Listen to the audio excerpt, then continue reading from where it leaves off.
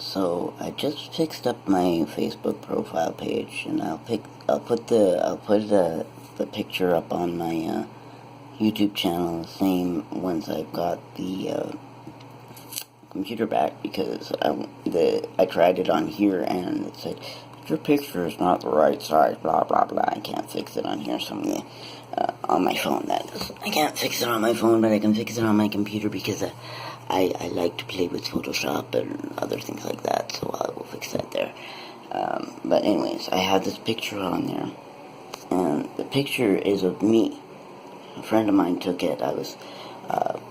We worked together when I was working at high school, and her son was one of the students that I sometimes worked with.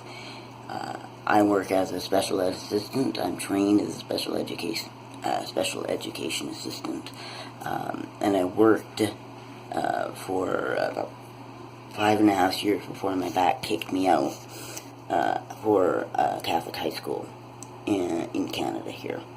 And so one of the things I would do is I would help some of the students, because Catholic school, with their religious education. Like I said, I have a graduate certificate in religious education from the Catholic College associated with UBC, and in the University of British Columbia, St. Mark's Catholic College, which is the graduate program, and Corpus Christi College is the undergraduate program, and they're both affiliated with UBC.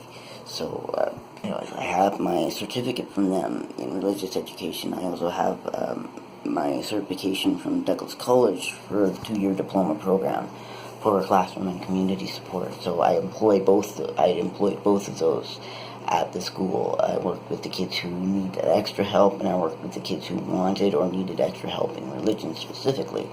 My coworker's son was in religion, very bright boy, and he just liked to talk about religious stuff, so we were chatting and whatnot, and I was talking.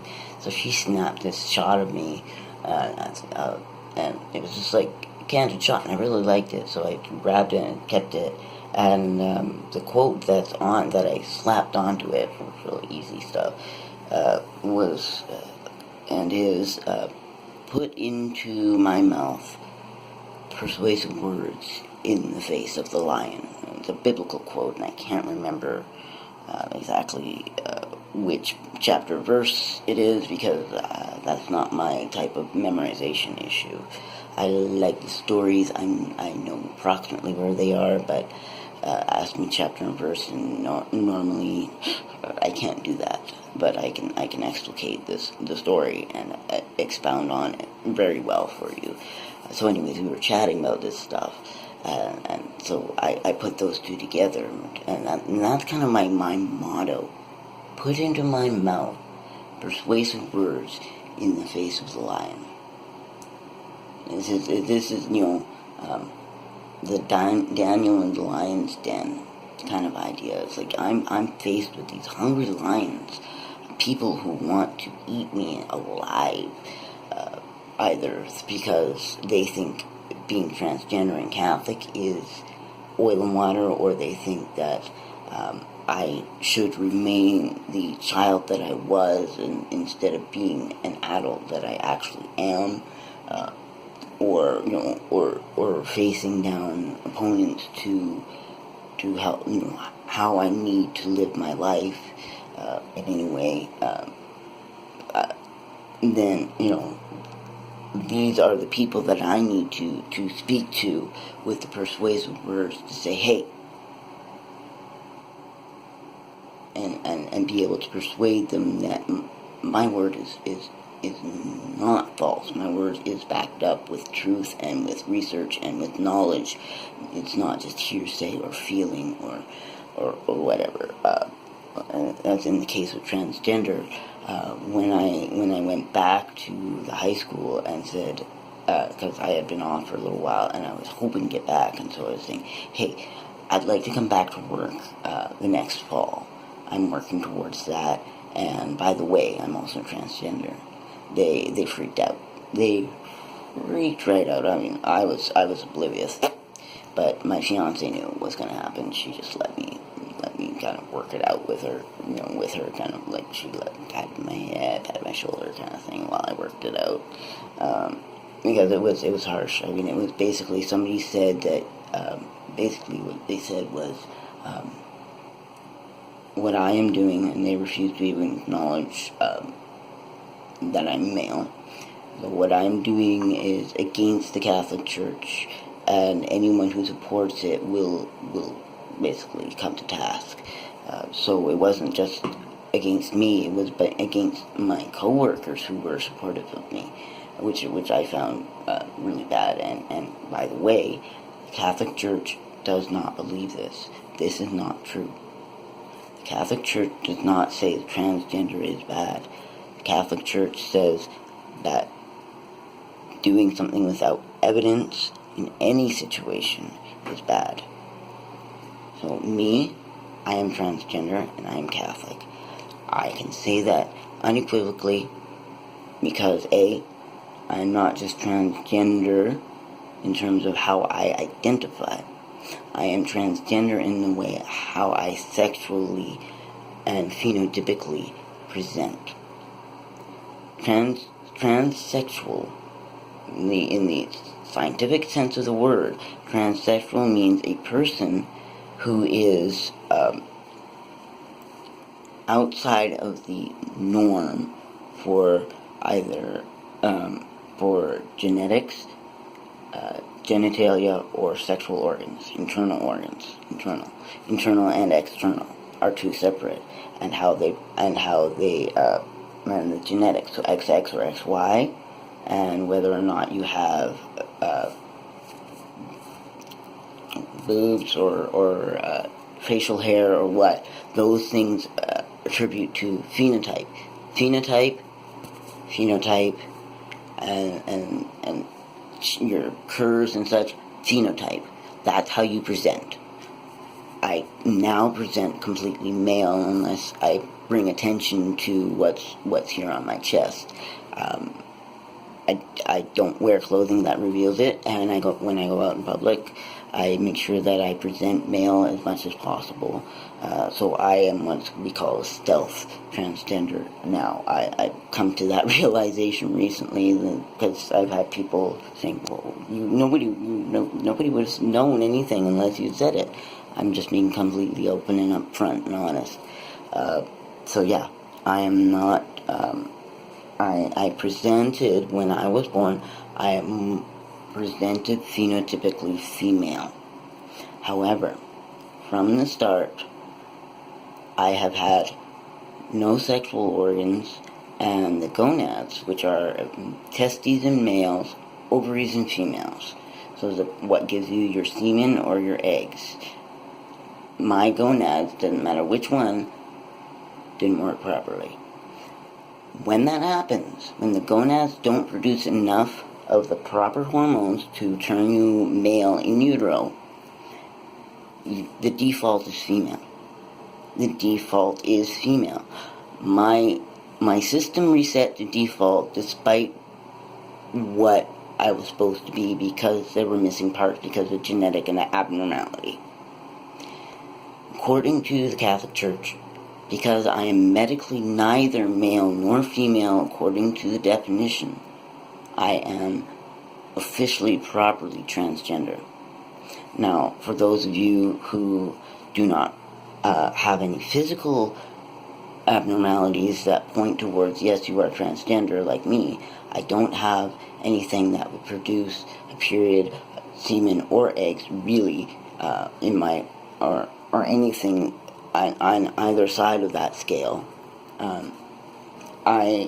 While I don't have those things, I do have my mental capacity and my history to look at, as well as we can look at my genetics.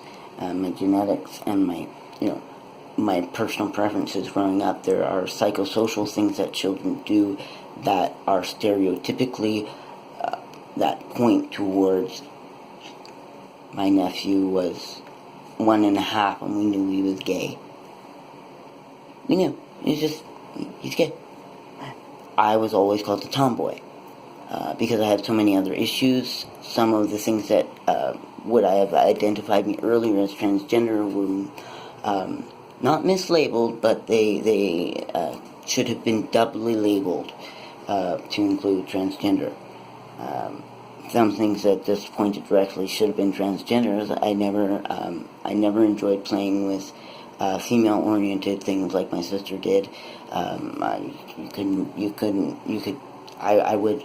I remember distinctly in grade 6 or something, there was a little kid I was having fun with, and somebody had to call to my attention, an adult had to call to my attention that this was a little boy and I was technically a little girl about 4 years older than him, and we were roughhousing, and it could be deemed inappropriate. I wasn't thinking of it in that terminology. I was just having fun playing. I was behaving in a stereotypically male fashion from the time I was very young. So I have the psychosocial aspect in my history. I also have psychologists that I see about my transgender issues. I also have medical professionals who have confirmed my medical diagnoses. So with all of those in line, I'm still within line within the Catholic Church. I am not wrong in being transgender in this sense.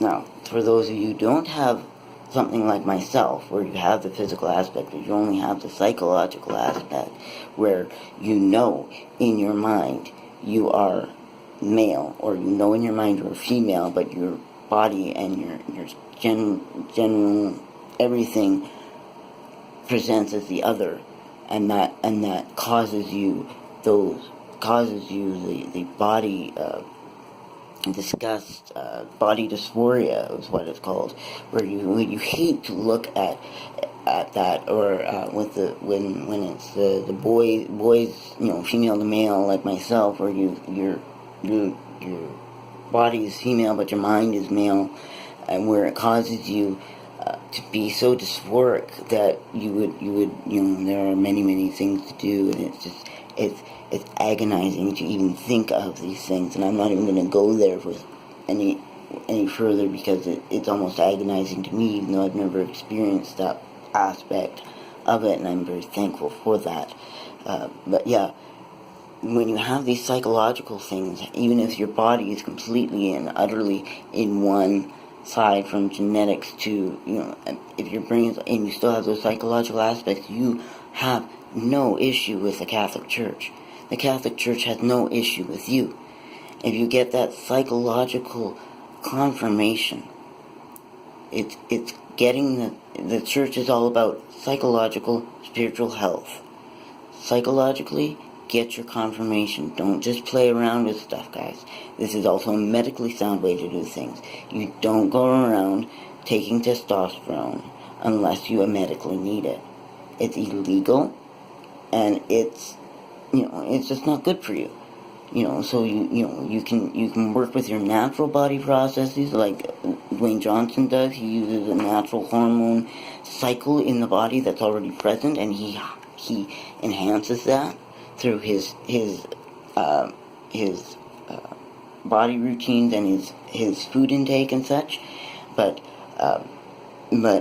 those are natural processes. You're just taking advantage of those. That is perfectly in line with what the Catholic Church teaches. And Catholic Church also teaches that if you get the psychological proof unequivocally from the proper professionals, not just some hack job that you paid off the street, but somebody who has the training and the psychological understanding and all this, the Church has no issue with you. Get it? You hear me? Catholic Church has no issue with anyone who has the psychosocial confirmation, psychological confirmation of their gender. It's just not into people going about Willy Nilly and cutting off the willy without knowing what they're doing. That's an interesting way to end it. Bye.